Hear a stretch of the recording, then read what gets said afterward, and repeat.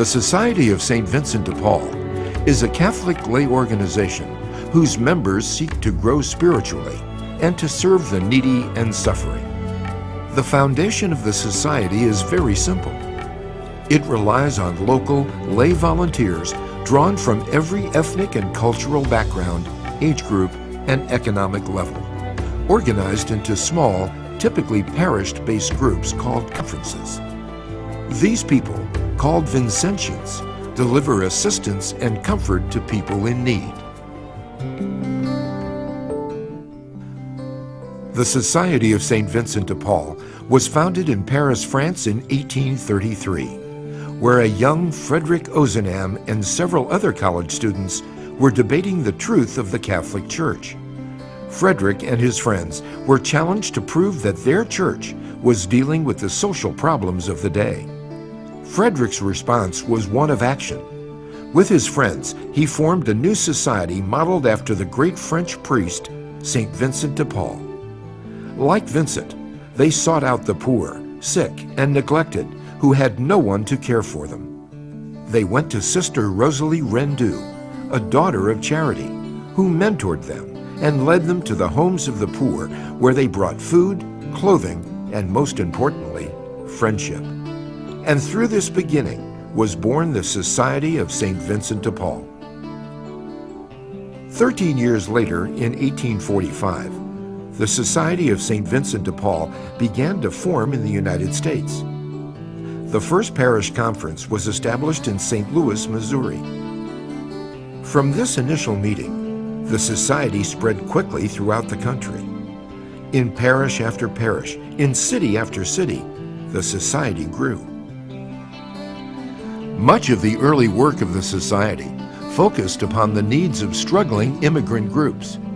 But the work of the society was far-ranging from the beginning, as each new conference assessed the needs of people in their own community, and then set about meeting those needs in a way they do best. Hello, how are you? Okay, how you doing? Today, the society continues to serve the needs of the poor on a one-to-one basis. It also serves through many special works, such as the familiar thrift stores that provide furniture, clothing, and personal goods for people in need. Prison ministry provides help for the incarcerated. Food pantries and soup kitchens give food to the hungry. Medical and dental clinics provide health care for many of the underserved. It is said that no form of charity is foreign to the society. Through our twinning program, conferences are able to share their resources with other conferences that have a greater need. The society is also reaching beyond the borders of the United States through international twinning, whereby our conferences are able to help support the activities of conferences in least developed countries. This International Society of Friends is less than 200 years old, yet has a membership of over 700,000 worldwide. More than 120,000 of those members are here in the United States, where we spend over $300 million a year assisting 15 million needy and poor. Although the Society of St. Vincent de Paul is renewing itself to meet the challenges of today and tomorrow, the most important characteristics of the society remain unchanged. The society provides an opportunity for women and men to grow in holiness, to become a community of faith, and to serve those who are suffering and poor. Prayer and reflection is very important in the conference life because it centers everyone. It keeps everybody focused on why we're there.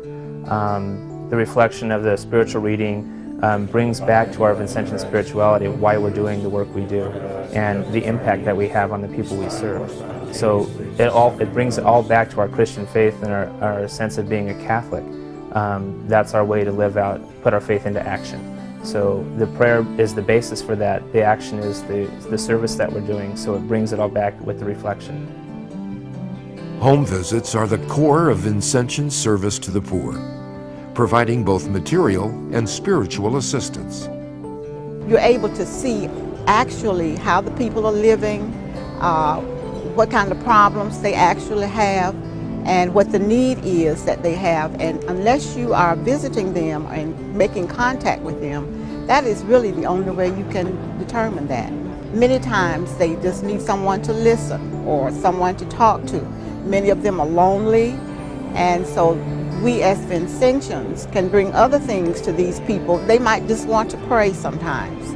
So those are some of the things that we can bring to them. Vincentians constantly strive to see the features of Jesus Christ in the poor. When we visit our families, we truly find the presence of Jesus, but we also know that we are evangelized by our families, by our friends, that we have grown closer to our Lord by service to our neighbors. Some way, somehow, our Lord being there with us, we can actually see Jesus present in these families, and some way, somehow, they'll see Jesus in us. And it's so important to recognize how much we can become closer to our Lord by loving Him and our neighbors. Because in the poor, Vincentians see the face of Christ.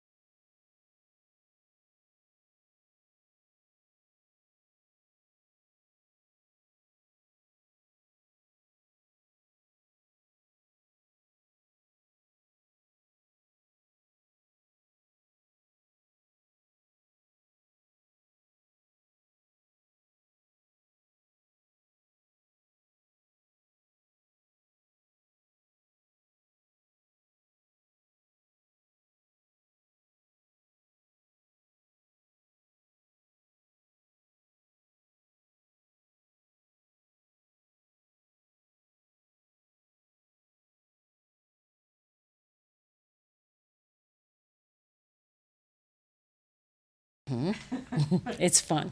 It's a lot of fun, yes.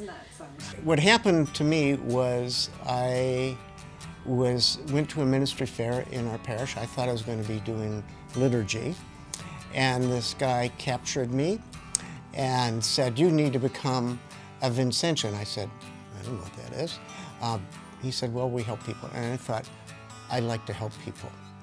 And so I went to a meeting and discovered how much more it meant to be a Vincentian than just helping people.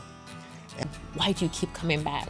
What brought you here? And I think for me, there's a certain, we talk about service, we talk about spirituality, and we talk about friendship.